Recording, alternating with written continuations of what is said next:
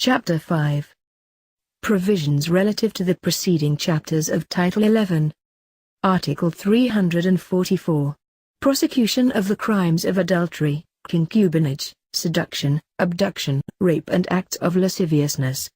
The crimes of adultery and concubinage shall not be prosecuted except upon a complaint filed by the offended spouse. The offended party cannot institute criminal prosecution without including both the guilty parties, if they are both alive, nor, in any case, if he shall have consented or pardoned the offenders. The offences of seduction, abduction, rape or acts of lasciviousness, shall not be prosecuted except upon a complaint filed by the offended party or her parents, grandparents, or guardian, nor, in any case, if the offender has been expressly pardoned by the above-named persons, as the case may be.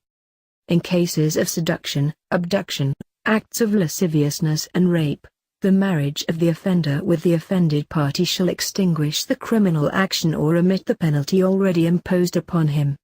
The provisions of this paragraph shall also be applicable to the co-principals, accomplices and accessories after the fact of the above-mentioned crimes. Article 345. Civil liability of persons guilty of crimes against chastity. Person guilty of rape, seduction or abduction, shall also be sentenced. 1. To indemnify the offended woman. 2. To acknowledge the offspring, unless the law should prevent him from so doing. 3. In every case to support the offspring.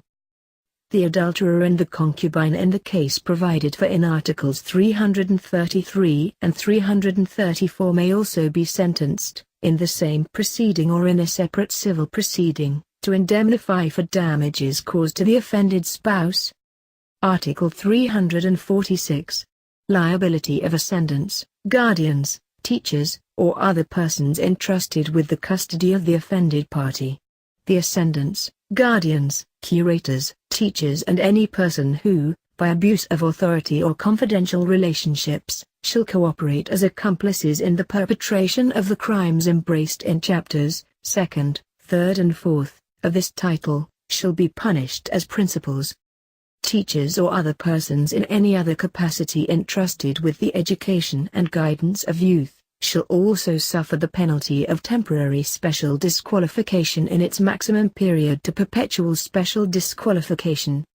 Any person falling within the terms of this article, and any other person guilty of corruption of minors for the benefit of another, shall be punished by special disqualification from filling the office of guardian.